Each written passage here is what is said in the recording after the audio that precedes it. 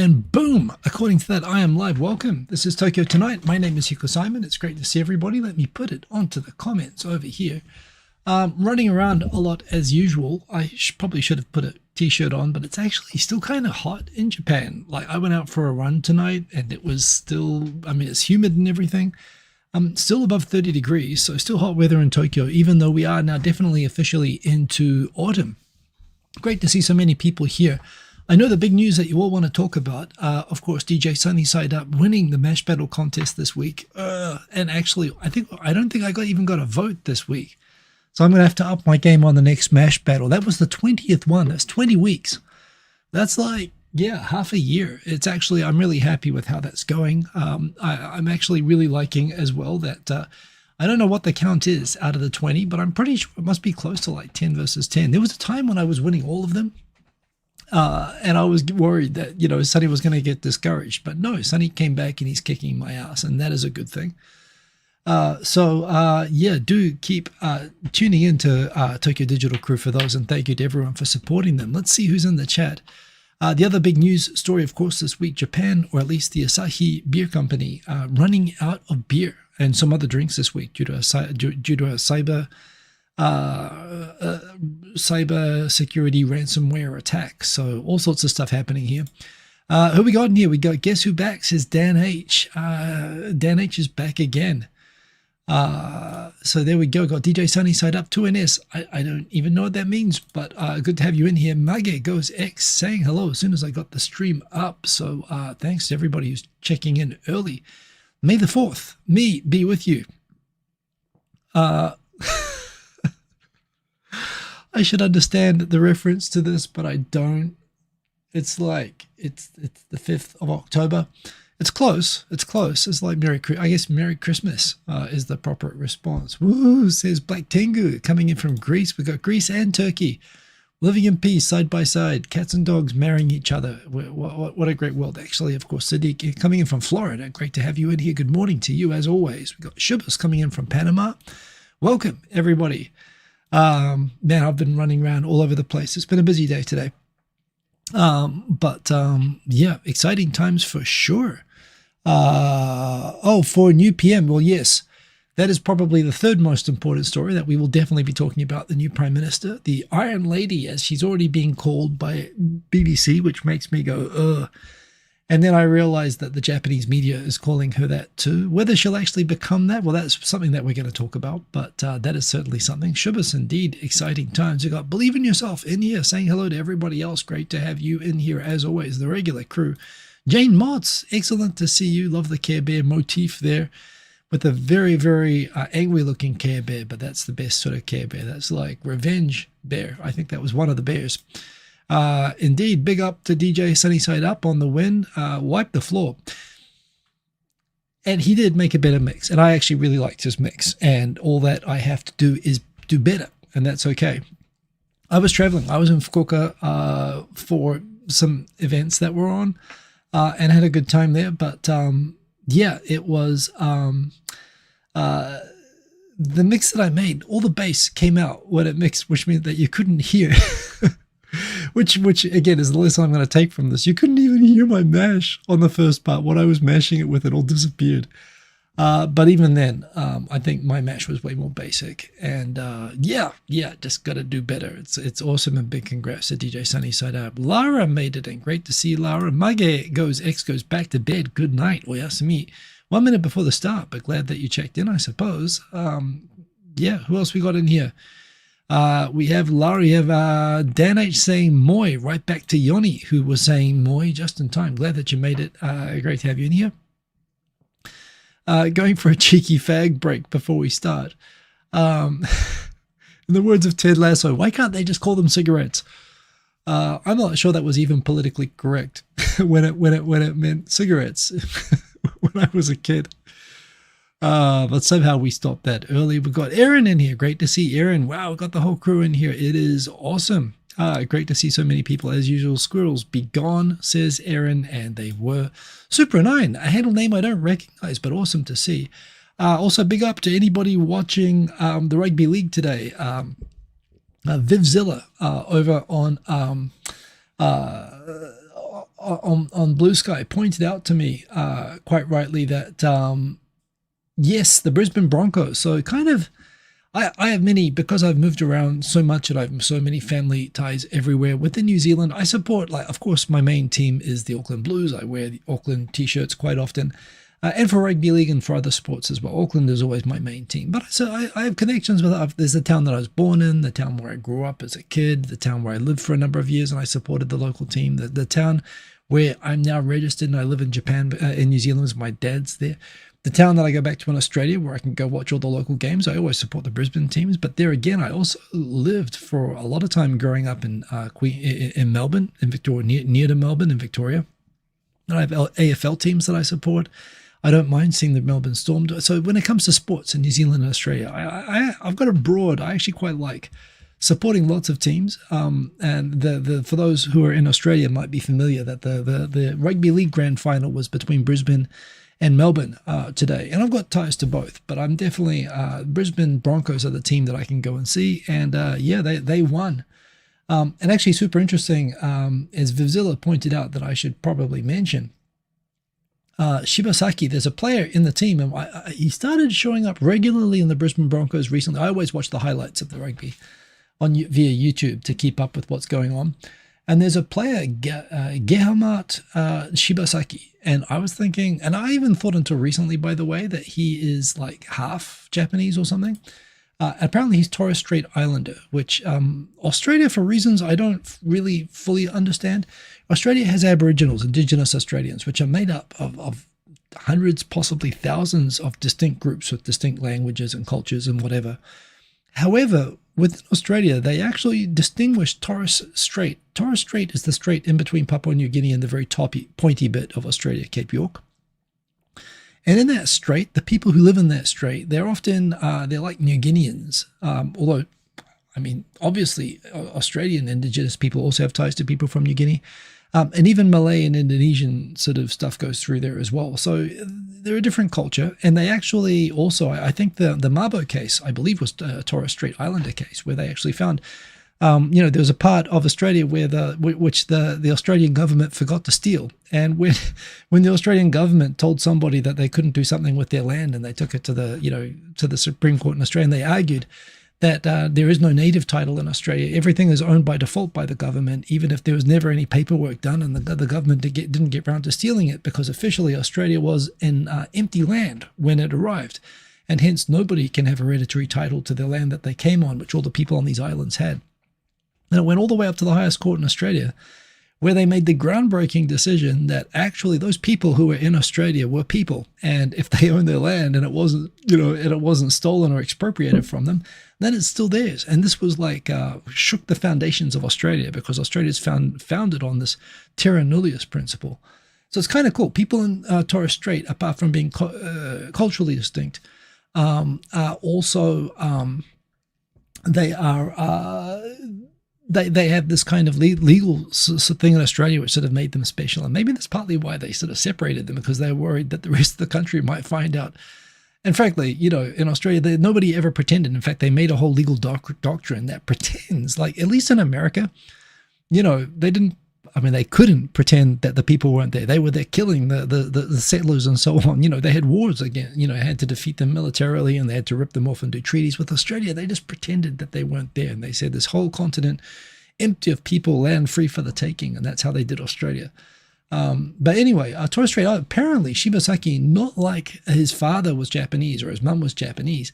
It turns out his great, in fact, actually his father gave the history, saying that his great-great-grandfather, so that means that his great-great-great-grandfather was a Japanese pearl diver from the early 1800s, which technically that would be before Japan was even opened up. Japan famously, in the early 19th century, there were lots of pirates throughout Southeast Asia and mercenaries, samurais without masters and, not doing very well, but being good at fighting and decapitating things, would often go down to places like Thailand and Indonesia and work as hired hands for the they were kind of famous as mercenaries and pretty handy at being pirates throughout Asia. Although the problem being, once they left, technically they weren't allowed to come back, I guess, except as gangsters or something like that. They were outside of the social system. But apparently, I did not know, apparently there were pearl divers who went down to the Torres Strait between Australia and New Guinea, and there were pearls to be had, and they dived like pearl divers do, and they got pearls.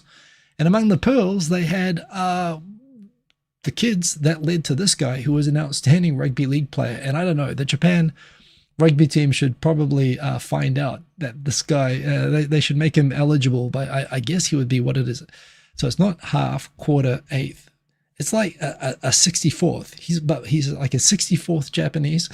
It's 2 centuries old, but he's got the name, and he's an amazing rugby league player. And when I first heard his name coming up in the highlights, Shibasaki, I'm like, that can't be right. So I'm looking for the Japanese-looking guy, and I don't see him. But pretty cool that someone with a Japanese name, part of the Grand Championship winning team of rugby league. By the way, if you don't know what rugby league is, it's kind of like rugby, only it's more violent. It's more violent. It's literally just taking turns. It's like a cross between American football and rugby, where people just take turns running sets and just crashing into each other really hard. I've played a couple of games, and I don't know, you just get injured like straight away playing. It's pretty brutal. But yeah, he's very, very good at it. So that was pretty cool. And congrats to Brizzy, one of my many, many hometowns outside of Japan. Continuing with the hellos, that was a long hello. We got Goes X is still here. Is that a peanut? Thank you for the peanuts. I do appreciate the peanut. Like the video. Those are my peanuts. The likes are my peanuts. I don't monetize these videos. Remember that. Tadom, in from California. Good to see you. Actually, are you in from California, or are you in from Japan? Regardless, glad to have you in here. Great to see you in here. We got people saying hello to each other. We have Aaron saying boom. We got booms going everywhere. It's funny to see the NHK party just tell you just to throw away your TV. Does that mean that the Osaka First party will turn into the Osaka? I mean, listen, the NHK party started with a small bit of a good idea, that the broadcasting fee with a mandatory legally imposed civil contract on everybody in Japan to pay an extra fee being BS. And that was like, yeah, that is BS. How can I agree to a contract? How can I be legally forced to agree to a contract that I never signed that cost me money? This is a dilemma in many countries with broadcasting fees, and certainly in Japan as well. And they made a party and they got votes because everybody agreed it was BS. And then it turned out everybody in that party was crazy. Apart from the guy who suggested Japan should invade Russia, a few people who, started acidically selling billboards to porn stars, various other bits and pieces. The founder of the party, I mean, yeah, it went off the rails predictably pretty fast. The Osaka First Party, the Ishin Party, well, it kind of already is an Osaka Second Party. They're lobbying. Their biggest policy is that they want Osaka to be the official backup capital of Tokyo. So they're literally the Osaka Second Party. I don't know. Osaka Second Party, by the way, Ishinokai, they might get some leverage now. They might actually get some, they might get to realize their dream of becoming the bench player for Tokyo. So imagine that, a city, as if they weren't already sitting there waiting for Japan to be hit by an earthquake. Now they're going to be incentivized to try to cause it if they possibly can, because they'll get to become the capital. Honestly, I don't think it's something that you'd necessarily want, but there we go. So many squirrels already. Ideally, it's Pumptober. Oh, yeah, I don't like pumpkin stuff, honestly. I mean, I like pumpkin. I like roast pumpkin is amazing. Roasted pumpkin is amazing. And everything else, pumpkin soup. I like pumpkin soup. I actually love pumpkin soup, I should say. But pumpkin spice latte needs to be set on fire and go away, and all the other, like, I don't know, anything which, I mean, it just looks orange and plastic to me. It doesn't. I'm not a fan of the other pumpkin stuff. But what can we do? We're in Japan, and I don't know. I mean, while Shibuya is not happy, of course, with all the Halloween stuff, I think, at least for now, Halloween, an official cosplaying day, where somehow sexy nurses can become legitimate Halloween wear. I don't know. I think Halloween may be on the verge of being bigger here in Japan than in other places. Danish loves how Shinjiro Koizumi and Sanae Takeichi were mentioned as being labeled as the John F. Kennedy. Oh my God. I'd say they're being very unkind to John F. Kennedy. Oh yeah, we'll get into Shinjiro Koizumi and how stupid he is. And Margaret Thatcher, there are more parallels, but yes. May the 4th is Star. I know that May the 4th is Star Wars Day. Why am I being wished May the 4th on October the 5th? That's my question. It's not a lack of knowledge of what May the 4th is. But anyway, Tokyo tonight could be Cyprus. It could be. No, come think of it. No. Cyprus is where they actually had a war, have an ongoing war with each other. Viv, you're in here. Fading fast. Of course, it's late. All the celebrating and all that. Won the women's grand final. Warriors won the state premiership, by the way, up the Waz. Brisbane Broncos, they beat Sydney City for the women's competition, and they beat Melbourne for the men's competition, which I think proves that Brisbane is the number one city in Australia, though honestly, not even people in Brisbane actually would agree with that statement. But there you go. Congrats, Viv, and thanks for joining, of course. Let's go, Sunny. We got the red value. Good to have you in here. Long time since you checked into the stream. Well, we are going to be, yes, I will get into the topics and tell you what you really want to know, which is the result of the Australian rugby, of course. Odie Jr., great to have you in here. Bada boom, nice to have you in here, and lovely picture of that dog there. Running out of beer, how will we survive there? You might ask, but there again, a lot of people don't care anymore. So there we go. They'll drink more Sapporo beer. I mean, honestly, even the beer I don't like in Japan is pretty good as beer goes. But okay, we'll get into that in a moment. We've got your coffee, so ready to go. We got everybody's all. Let's go through. Is there anyone else here? Yes, Ben Duncan throws peanuts. Thank you for throwing peanuts. We got BDBGP. Great to have you in here. Living good. Thank you for asking. Back in Tokyo, says Tadon. Louis C.K. is on Bill Mayer's real-time podcast this week. Well, I hope they both don't end up getting cancelled as a result. That's I should look out for that anyway. We need Noyaji's episode soon. We do. I've talked about it with Victor. He was traveling, then I've been traveling. We're both back. Thank you for the reminder. I will make it happen very, very soon. Fourth in the chat. Okay, thank you. Wow, Lara's on top of all the subplots happening in the chat, which I most certainly am not. Let's get into the topics. Always because I add these in reverse order. It ends up being the things I wanted to say last come first. Let's do it. Well, you know what? Let's do it the way that I plan to do it. So, the running stuff, the after party from last week. We have the runoff. Interesting for the LDP election. As you know, this was not the direct PM election. Japan works like most parliamentary democracies: New Zealand, Australia, UK. I don't know about Canada. Canada, I think, is the same, right? Where Canada, you don't vote for the head of state. You don't vote for the prime minister or president or whatever it is. You vote for a party, you vote in every seat, and then the party that has the most votes chooses who among them becomes the prime minister. And Japan does that system. Like the notion of having someone elected, I've just realized, by the way, I should shrink this window to make it bigger. There we go. The notion of having a single person elected like a president is very king-like. Ironically, for a country that waged a whole war of independence to not have a king, the presidential election system, and I know that the forefathers put all these restrictions like on the executive in America because they were worried about that if you elect a single president, and that person is directly elected, that person might think that they're like a king and become power hungry and start, overreaching and doing things that they're not allowed to do constitutionally. Fortunately, that never happened in America, so congratulations, America. Japan, like other sane countries, decided not even to take the risk, not to rely on the good intentions of every president ever elected, and decided to just leave it to the parties in charge to make sure that they were picking. Well, not that works out necessarily very well either, all the time.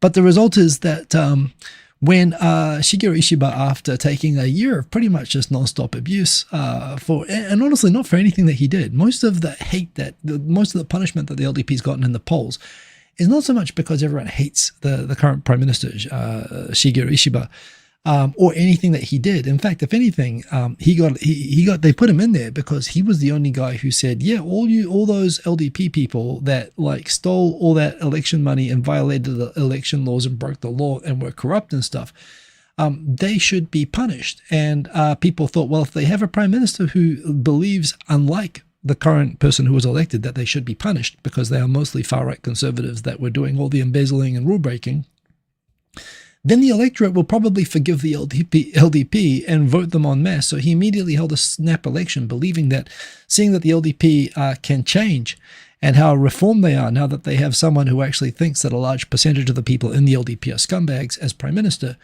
It turned out everyone thought, no, the LDP are still scumbags, and why would I vote for the scumbags just because the prime minister they chose to push out front, who they hate, thinks some of them should be put in jail. So the result is LDP lost for control in both houses of parliament, and they've just been getting their asses kicked. And then all the corrupt people were angry at him for not getting them the votes, getting them off the hook for being corrupt. Everyone was very disappointed in his performance of distracting everybody from the bad stuff that they had done. So basically, after about a year, he basically peaced out a few weeks ago and said, okay, screw you guys. I'm going home to, is it Shimane? I don't know, Fukui? Anyway, it's someplace in Japan with a very low number of voters to representative ratio. And then they held, so that now they're electing his replacement. The replacement is not the prime minister. He is resigning from the president of the LDP, but the president of the LDP is always the person that the LDP then nominates in parliament and says we should make our president of our political party the prime minister, and then everybody in parliament votes, and of course the majority party always gets their person. So Sanaitake Takaichi won the LDP internal presidential, basically the internal party election, and became the leader of the party. So the LDP on October 15, so 2 weeks from now, is going to have a vote to probably put her up as prime minister and have her be officially made prime minister. But for now, she is kind of the prime minister elect, and basically the election that was held was an election within the LDP to choose who the leader should be. To run in the internal election of the LDP, you have to be nominated by 20 other lawmakers. The election is held by local registered members of the LDP throughout Japan, as well as they get 50% of the vote, and the other 50 other members in parliament. There are 295 of those. They did all the elections live yesterday, and I was listening to them live. There were 5 candidates who got 20 nominations each. And by the way, it always goes to first. There's a first round where all 5 vote. Nobody ever gets 50% in that round, so they have a runoff because the winner has to get more than 50%. What was super interesting to me was, well, of course it was interesting who was going to win the first round, but it was also interesting to see who would get second place. And everyone was saying, as Dan H. just pointed out, that it was going to be, it looked like it was going to be the good-looking JFK. I've never heard the JFK analogy, and JFK had many flaws, but I wouldn't compare. It seems a bit harsh, even for all the shitty things that he did, and good things that he did. But yeah, to compare him to a man with barely 2 to 3 brain cells to rub together, I'm not sure that's very fair on the ex-US president. But it was him or the cabinet secretary, who's like a Suga type. And you remember, I like Suga. He was the sugar daddy. I kind of, for someone completely zero charisma, but actually quite competent at his job, the new cabinet secretary, the same role, same thing, boring as hell. But he was actually getting a lot of support. Some people are complaining he got so much support, he split Koizumi's vote, in which case, if he did that, he saved the country possibly. But I actually wish that Hayashi had gotten the votes. That was what I would have liked it to be a runoff with him. In fact, here are my takes on the internal election, just watching it yesterday as I watched it. I called it that Takaichi won. I predicted it would be her. I was disappointed that Koizumi made it to the runoff instead of Hayashi. I preferred Takaichi over Koizumi because I like evil smart people better than stupid people, because evil smart people can be relied upon to do the smart thing, which most of the time is the right thing. And even if they're evil, they can do an evil thing and it makes sense, but at least they're not gonna. The problem with a stupid person, even with good intentions, is that they'll fuck up and they won't even know why or how they fucked up. They'll have no control. It's literally good intentions, being in charge of the country with good intentions but lack of brain cells is like putting a golden retriever in the driving seat of a bus. And when the bus drives and all the children die, everyone will say, well, Fido had good intentions. It doesn't make a difference, right?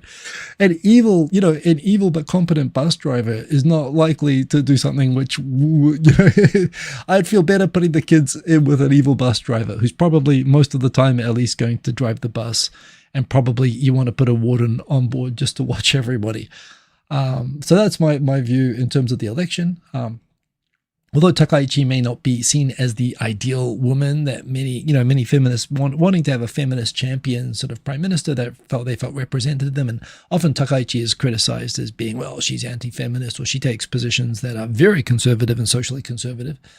And so not seeing, and then you end up with it. Well, I remember my political tutorial days where pointing out where I remember people used to literally say in the 90s that they wanted Britain to finally get a woman PM, and I'd point out Thatcher, and they'd say she doesn't count because she wasn't the woman that they wanted.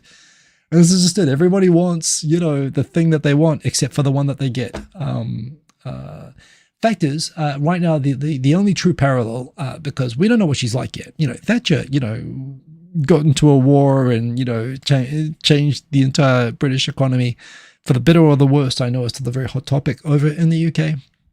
But she had a monumental impact on the UK in all respects. Takaichi hasn't done shit yet. She is extremely conservative, and she did get through the gauntlet of being in a party where everybody, it was a fairly close run election, and you have to think that when she's relying on the support of people who would probably internally be repulsed at the idea of having a woman in charge of the party and voting between someone they hate and somebody that they think shouldn't be there. And she's campaigning for the votes of the people who think that she shouldn't be there. And she got through by basically being, by being ultra conservative. Superficially anyway. The fact is, I do think that she is more competent, at least than Koizumi. Seriously, my 16-year-old son is more competent than Koizumi. I think there are golden retrievers that could be more competent than Koizumi. I do think Koizumi, as much as I will bash him and continue bashing him, making fun of him for his lack of intelligence, I think he's better than Naoto Kan and Yoshiro Mori. That's about the most I can compliment him. He is an idiot. He is an idiot, and if he became prime minister, he wouldn't last he would be destroyed. Takaichi will find out if she actually gets anything done, but there we go.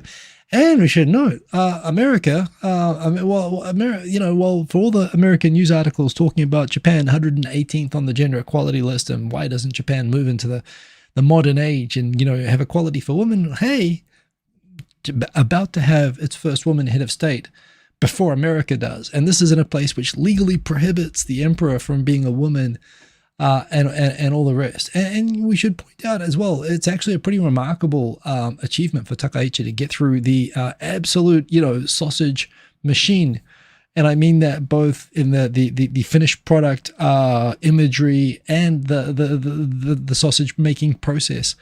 And all that it entails. She got through that whole process to become leader in that party. It's one thing if when the socialists became prime minister, they put a 95-year-old man in charge. They didn't put a woman in charge, although they were arguing for gender equality and all that sort of stuff.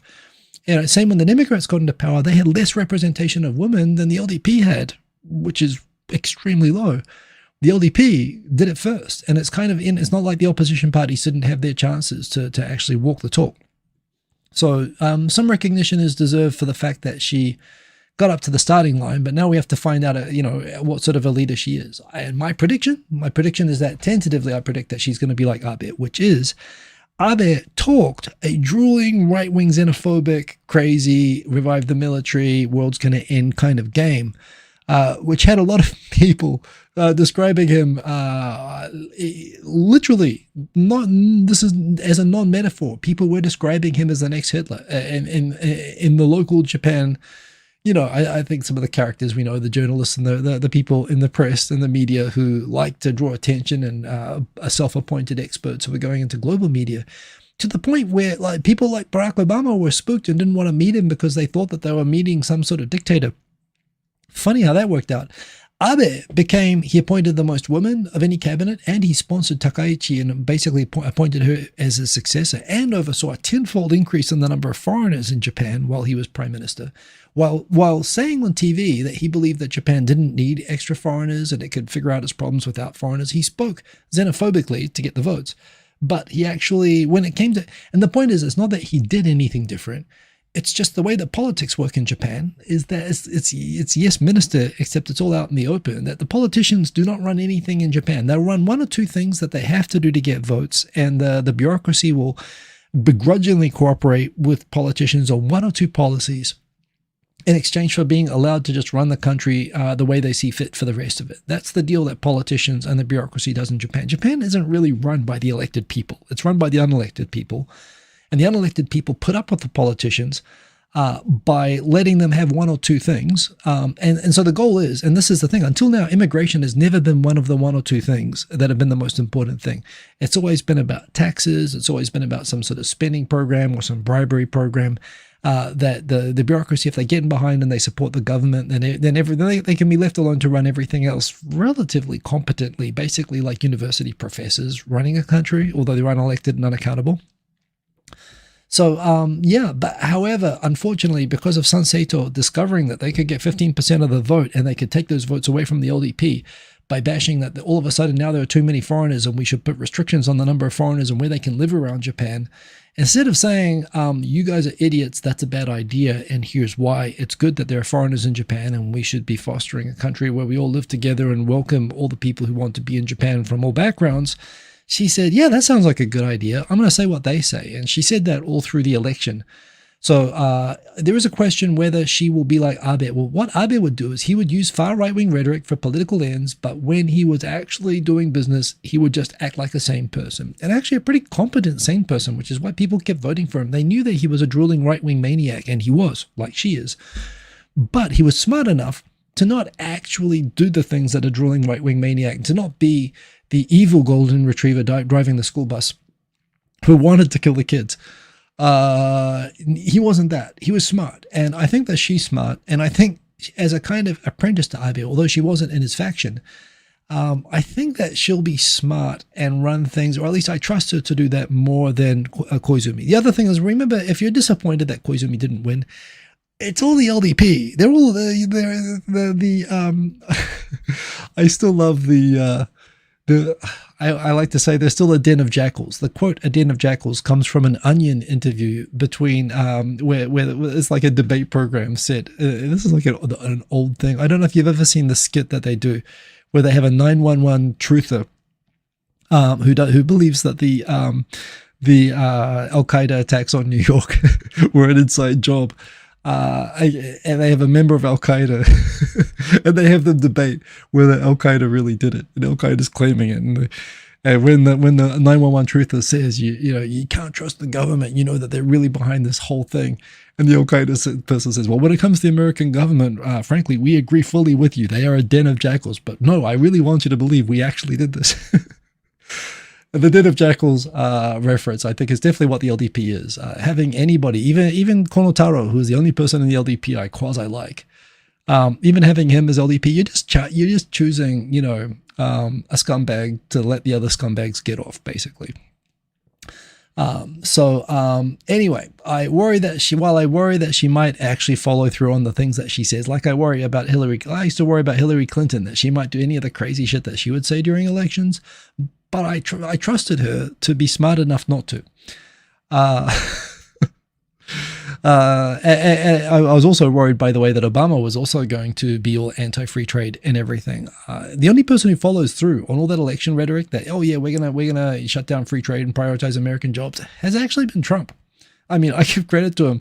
I really wish that the people who are pro-free trade would explain themselves and justify themselves. But actually, even more than Obama, I actually think that, at least on that stuff, I mean, Trump actually did all the crazy shit he said he was going to say, and it's terrifying. But yeah, and I worry that Sanae Takaichi might be a kind of a Trump, in the sense that she might actually follow through on all the crazy bullshit that she said. But we'll see. I think that she's actually smart enough not to do it and to drive the bus. And yeah, a final point. Don't forget, whoever wins, it's still the LDP. It's a show designed to get people to vote for them in spite of their corruption and bullshit.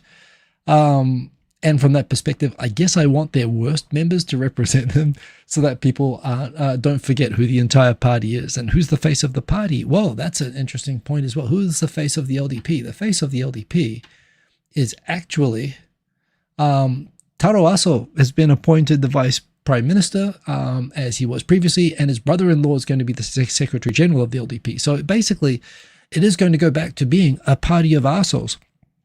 And as much as I've said that, you know, I wouldn't mind having a beer with Taro Aso, actually, he actually, in spite of being evil, has a good sense of humor.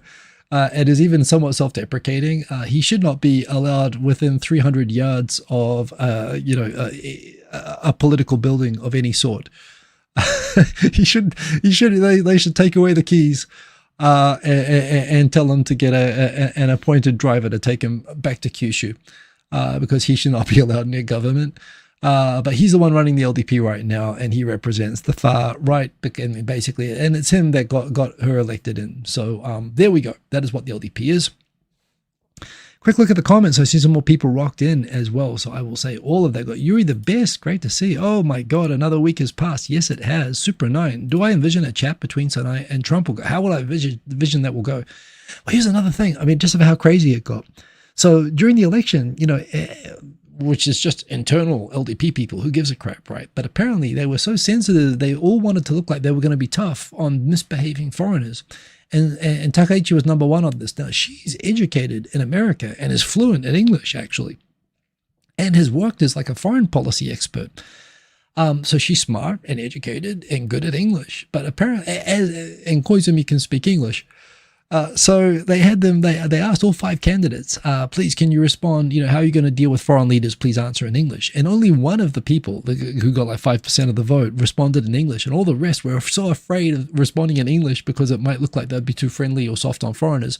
So even Takaichi responded in Japanese. I think, well, I don't know. It would be a bit, I think she would be smart. One, she's not very articulate. This is one thing. Her speeches, she pledged to work to death in her acceptance speech. People seem to enjoy that part of the speech, but the rest of it, you know, she's not a good speaker. That said, she's smart, and I think she will probably say what the Ministry of Foreign Affairs tells her to say. It's more what she does vis-a-vis America is going to be interesting as to whether some people think she's going to be more assertive towards America, and the deal that was done on the cars and the trade and the giving America $500 billion, she suggested that she might revisit that if it doesn't do enough that's good for Japan. So she's going to look at it from the nationalist angle. But there again, it's also definitely part of the LDP that having America in your corner and so relying on American defense has been a cornerstone of the LDP as well. And certainly Abe, I mean, he was doing backward somersaults trying to kiss Trump's butt. So I think if she's taking the Abe playbook, she would probably play up to Trump and try to appease him. But we'll have to wait and see. I think she'll probably go on the say nice things or whatever. But we'll have to find out. Switzerland is a real full democracy. Well, I'm sure. Well, certainly when everybody has 3 guns in every house, they've got a bag. I think they have more guns per person in Switzerland than they do in America. Again, I don't know how they have a working democracy and low gun violence in that country. All the stuff that when Americans say that everyone having guns means that everyone's safe from violence and we have a true guarantee of democracy, and yet the democracy is a shambles and there's gun violence everywhere. It's like Americans are claiming to be Switzerland whenever they claim to be pro-gun, but certainly the Swiss are doing okay at that.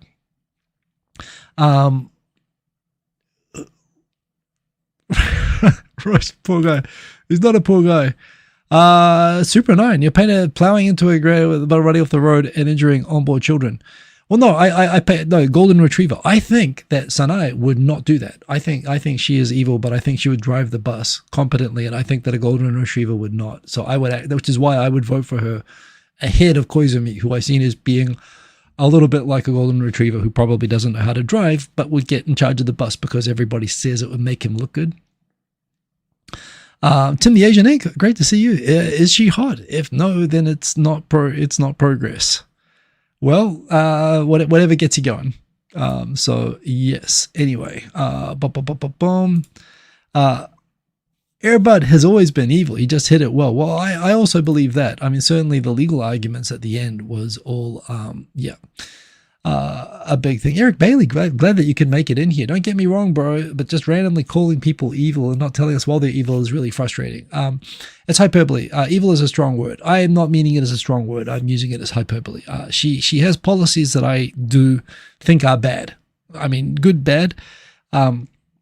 Speaking randomly, for example, people have already mentioned the kicking deer analogy. She played into the fake news. A Japanese YouTuber decided to make a video going around Nara pretending to be a Chinese tourist kicking people, and this went viral as, look, there's a Chinese person kicking deer, and this became a thing that we need to ban foreigners from Kyoto. And even knowing that was a fake thing, she played into, look, foreigners are going to Kyoto and kicking deer. We have to restrict foreigners, from Japan, and we have to impose limits. And I do think that, the whole playing into, we should be prioritizing Japanese over non-residents, I think are bad. I think that they are, her intentions are not benevolent towards all people in Japan. I think they are malevolent towards foreign residents, at least as she says them. I'll give her the benefit of the doubt and see what happens. And from that perspective, I'll let her drive the bus because I think she knows how to drive the bus being Japanese government. But I do worry that she might deliberately drive the bus into a few of the foreigners because that's the way that she's talking. That said, no, I'm painting an extreme thing, but there again, you've got, who do you trust? Who do you support and trust, and who do you not support and trust? Not support or trust. Evil is an extreme, and I obviously don't mean it literally. And just if you need the clarification, it's there. I actually support her. Out of the 5 candidates there, I thought she was the best candidate, and I predicted that she would win. Or at least, no, I thought Hayashi was the best candidate, but against Koizumi, I supported her. But I don't support her policies or most of the things that she says. Anyway, the Swiss have 10.3. America's. Okay, thank you for defeating my whimsical notion that guns for everyone. Wow, that is crazy. I always thought the Swiss had like crazy guns. I mean, I think they have like maybe this. I'm not even going to say another stat about that. I always thought that the Swiss were an example of a country with a working democracy and high levels of gun ownership, and that is a relatively high level of gun ownership. But holy crap, I think I see maybe I see the problem in America. So there we go. Yes. There we go. Nobody can beat America. Other stories that we have, I'm going to go back and do this in reverse order again. Just to be clear, I don't think she's actually evil, but I'm painting the example. I'm literally comparing. Neither is Takaichi evil, nor is Koizumi a golden retriever. I'm simply extrapolating, but to highlight a point. But yeah, point taken there. So yeah, they all had a debate. Again, Takaichi not very good at speaking, but where are we? This is all from 7 days. These are the topics from last week. So let me go in through the stories today. We've got 15 minutes left, so I'm going to power through. Oh, here we go. Okay.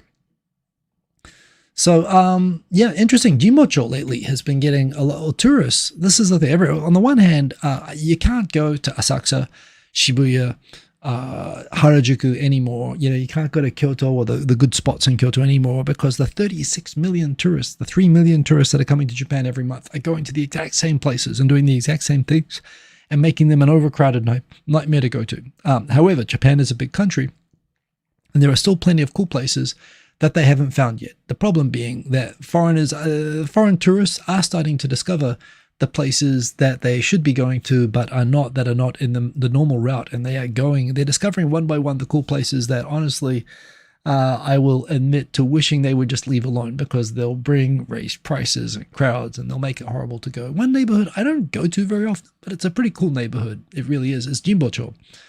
Jimbocho is basically, how would I describe its location? It's I should give a false location so everyone goes to the wrong place, but I think it's already been found. It's basically a neighborhood of nothing but used bookstores. And this is, again, what I love about Japan. I used to love buying record vinyl. There were parts of Shibuya. One, Shibuya was the best, it still is, the best place to buy records anywhere in the world. I've been record shopping in Sydney, in London, in New York, buying records from those locations. Shibuya is the best place in the world to buy records. And within Shibuya, there were specific parts of that neighborhood that back in the day would be even for different genre. If you wanted house music, you go to this part of Shibuya. If you wanted like techno or hip-hop, you go to this part of Shibuya, and they've got different record stores. It was amazing. And the book version of that, there is this thing. I mean, Japan, where books are still popular, paper newspapers are still popular. People like physical media. Jinbocho has always been the used book neighborhood. And this is used books, not just Japanese. I mean, Japanese are bookworms. Per capita, the amount of Japanese written content and published content is very, very high. Japanese have always been big readers. And you can actually find like obscure foreign books and so on as well. And it was one of those sort of funky neighborhoods that someone who honestly doesn't read very much or whatever, but it was a cool neighborhood that has a very strong secondhand book collecting and reading culture.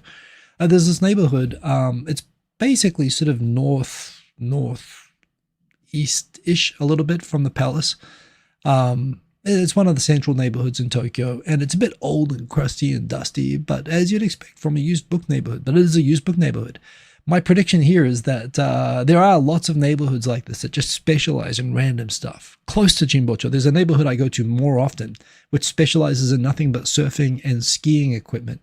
It's literally like 200 meters away from Jinbocho, and it is another huge neighborhood of high-rise buildings with nothing but ski equipment in Awajicho. And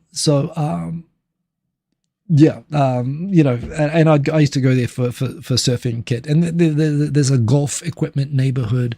The fact that there are neighborhoods in Japan just based on hobbies, of course. There's the manga collecting neighborhood. There's the cosplaying neighborhood. There's the this is what's really cool and magical about Tokyo. So all the tourists are sort of going on a, on rails trip through Tokyo. On the one hand, please keep doing that because I don't want you to ruin the rest of Tokyo. But on the other hand, and by the way, I'm sorry, squirrel. Am I a cat person? I like cats, but I'm allergic to them. I had a cat as a kid, but I was allergic to it, so that didn't work out well. I like dogs, and when I say golden retriever, I'm painting Koizumi in the best way I possibly can. Lovable, loyal, faithful. The personification in an animal, so the dogification of good intentions. But if you let him drive a bus, not going to turn out well. That's what I mean. Cats I'm allergic to, so yeah, it's a non-starter. And yeah, not a cat person. Anyway, back onto this. So Jinbocho, it's cool that Jinbocho is getting attention and tourists are starting to find out about it. To which I'd say run to the neighborhoods that have things that I like. Please, I hope that they never find out about them. But there we go. In Shibuya, the Shibuya Mayor, I mean, again, neighborhoods that are cool. The center of Japan's huge Halloween culture is Shibuya, but they don't like the fact primarily that all the shopkeepers in Shibuya that have a big association hate the fact that because all the foreigners are going to the convenience stores and buying alcohol and drinking in the streets, which you are allowed to do in Japan, you are allowed to drink outside, and basically kind of causing riots which are scaring away people from going into the bars in Shibuya. People were staying away from Shibuya, and it was actually killing business in Shibuya. So they basically said no drinking on the street, no partying in the street. We have to get rid of. It was kind of started. Admittedly, the Halloween dressing up and partying outside culture was sort of a foreigner started thing, and Japanese thought that looked fun, and it took off with Japanese people. But it was definitely, and there were all sorts of things of just assistant language teachers being assholes. They used to go around the Halloween party train where they get on the Yamanote line and just drink and party and be obnoxious and scare people away. This would happen, and then they'd go into Shibuya or whatever. And it got a little bit out of control, and having these sort of foreigners who basically don't give a shit because they're leaving in a couple of months, the old school English teachers and so on doing this, causing Japanese to act like assholes and then blame it on foreigners. It all got a bit big and out of control, of course. We've talked about the Shibuya backlash against Halloween, even though it became the cultural center for all young people wanting to party. So now Shibuya is like on a war against Halloween. Now, I'd point out that, Halloween has become huge. Like literally it's become as big or bigger than Christmas in Japan. And Shibuya is the cultural center of it, but it hates it and it wants to kill it. So that didn't really work out that well. So now they're doing a campaign ahead of Halloween to, like, you know, fuck off Halloween. I mean, that's what they should just say, honestly. Stop troublesome Halloweens.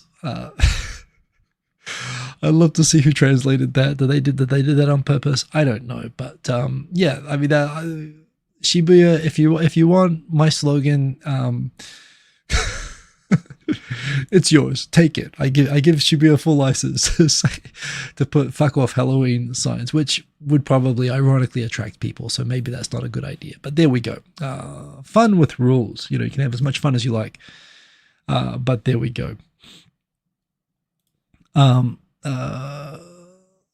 Something that I probably missed the context for. A cool manga is called "Is Kichijoji the Only Place to Live?" which told me about some cool neighborhoods in Japan, as the shops and events are based on real life stuff. Yeah, Kichijoji is amazing. Is a great place. My first ever eikaiwa job is there. It's a fantastic neighborhood. It doesn't stand out, I don't think, for specific. I mean, Inokashio Park is there, but it's a great neighborhood that has everything, but it's not in the center of Tokyo. And it's exactly the sort of place I'd hate for it to be overwhelmed with tourists, and it would just kind of ruin it. But yeah, Kichijoji is one of the very cool neighborhoods. There are a few others, Sangenjaya, Kichijoji. They're all like in an arc on the west sort of side of Tokyo as the cool neighborhoods. But yes, indeed. Continuing on, 7 minutes left. We can do it. Oh yeah, my watch is really annoying. Since the latest iOS update, my phone battery now runs out like in 3 hours, every 3 hours. And my watch is now, when I'm running, is giving me like verbal updates that I don't want, telling me every time my heart rate changes or I hit a kilometer, and it's making me want to switch to Garmin and Android. So it's driving me crazy. So I don't know. Shouting into the void. I know that Apple probably doesn't watch Blue Sky, but there we go. Oh yeah, the best season, second best season. I mean, in terms of the most important season of the year is cherry blossom season, of course. But the foliage, the yellow foliage in Japan, people do plan vacations around this. Tokyo is predicted to have yellow leaves from November 27 to December 1, which is like, what, 5 days? So a very short window there, but that is when it is predicted to happen. It is quite late. I mean, that's getting into proper winter. There is an ad of a shaking butt that I do not want to see. How do I close it? Boom, I closed. There's a butt. And the ad beneath it is the divorce problem. Get a lawyer. Well, oh dear, this is from Tokyo Cheapo. Hopefully they're affordable divorces. Anyway, so the foliage forecast, a lot of people do, definitely in Japan, when you have whole mountains like covered in yellow leaves and so on, people have to decide, do they plant yellow ginkgo trees that turn yellow in autumn, or do they plant sakura trees that look great for a week when they turn all pink and then they suck the rest of the year? Targeted ad, says Ben Duncan. So divorce and shaking butts. I mean, that sounds like a much more interesting life than the one that I'm having. Yeah, so for West Japan, I mean, actually, yeah, Kyoto, they've got like yellow leaves from November 28 to December 12. So what's with the short 1 week? I guess there's going to be wind or something. It's going to blow the leaves away. I have no idea. Has Apple already been in trouble with with updates and yes, it has. I think every time they update the new OS, they literally do it to sabotage the old phones to make you want to buy the new phones. And I've done that, although I'm currently on an iPhone 14 because the new phones really aren't good enough to make me want to buy a new one. But there we go.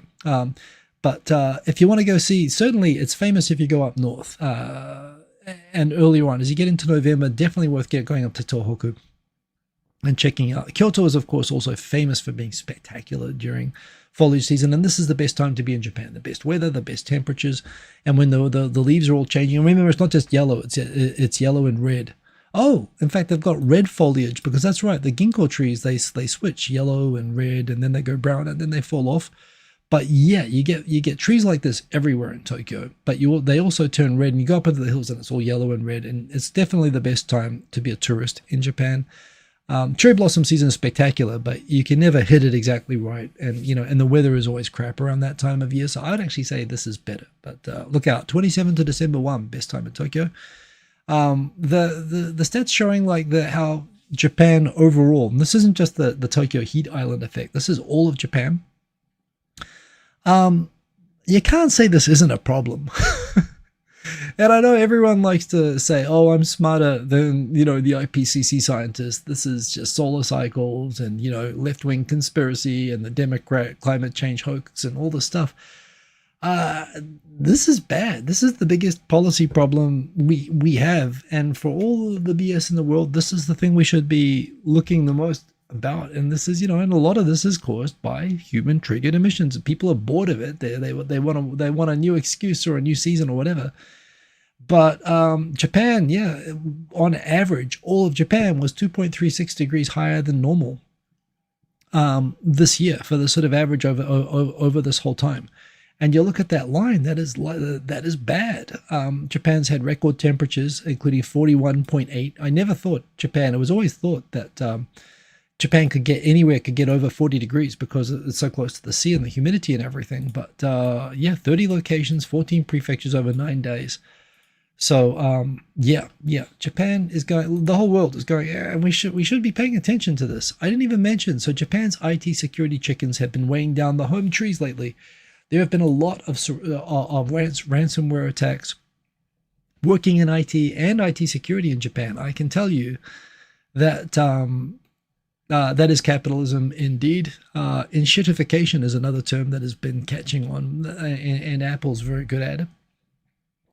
Asahi Group Holdings had a ransomware attack with signs both that personal information is probably leaked and no timeline for recovery.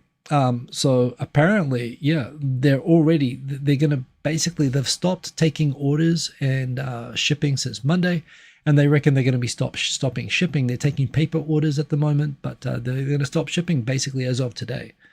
And this includes 7-Eleven's already putting up notices of Asahi product, including Asahi Super Dry beer, which is for me the best beer in Japan. These things will all be basic, and apparently not just Asahi beer. Kadokawa, the publisher, has said the same thing. And who knows who did it? And if it was really just about money, or this is, Asian countries or, or Russia or something trying to, test. If they're testing to see what cybersecurity is like in Japan, my work in security related legal work, all the regulations on IT in Japan are basically restrictions on the IT providers, which were imposed because of all the big there have been tons of cybersecurity incidents, but the big one was in the early 2000s. I think it was Mitsubishi UFJ Bank had outsourced some IT development work, or that contracted some IT development work. And it turned out that all the pins for everyone's credit cards, so everyone's credit card name, number, pin, everything was being kept in plain text. And it was just handed over to the IT companies to work on. The IT companies in turn handed it over to subcontractors without telling one, who handed them over to fantastic subcontractors who worked in China, who in turn subcontracted them to a terrible company with people who owed money to gangsters. And they said, hey, gangsters, I know I owe you money, but if I give you the records of 30 million credit cards with pins and numbers that are just stored in plain text that were given to us by the company, will you forgive my debts? And the gangsters said, sure. And then they started going shopping like crazy using Japanese people's credit cards. And as a result, Mitsubishi UFJ wasn't so much punished for storing everybody's information in plain text, unencrypted altogether, and handing it around. But instead, the IT companies were basically told that they have to declare everyone who they contract to. It's like the problem was interpreted that the problem was that it was sent to China, and not that no security was applied whatsoever. Most Japanese companies see cybersecurity as they don't have a position for it, and they handle it reactively. They'll do something after the problem happens rather than do very much before. They'll get ISO and all that sort of stuff. But again, this is the problem. When you look at everything, when you create a manual to fix the problem, and prevent recurrence of problems after it happens, it means you've got to allow it to happen first. And when you have disasters like this, where your entire company's operations can be disrupted, and this is more the norm than not, that companies have zero security and zero security practices, and anyone making sure that the amount of personal information which gets leaked on dropped USB drives and is kept unencrypted in Japan is crazy. So this happening to Asahi, and the result is we have no beer. Fortunately, perhaps for Japan, young people don't give a shit. because a lot of young people don't drink anymore. And I personally, as well, I actually don't like beer. I mean, if to me, beer is either drinkable or not drinkable. And Asahi Super Dry is my favorite drinkable beer. But I also remember, like, I don't really like the taste. The only time I found the taste good was after a rugby game when you're forced to drink, often until you feel sick. And it tastes good when you're dehydrated. I mean, anything tastes good when you're dehydrated, but then your recovery, then you feel like shit for 3 days and you get fat. So even then, and you get a headache. So I don't really like it anyway. The fact that people are not buying their products is probably the only mercy of this whole thing. But yeah, that's a big problem, and it's not clear. There's no road to fixing this at the moment, and it is amazing how many of these, how there really isn't a clear solution to ransomware attacks other than having really good backups, which aren't any good if the ransomware sits dormant for a long time. So and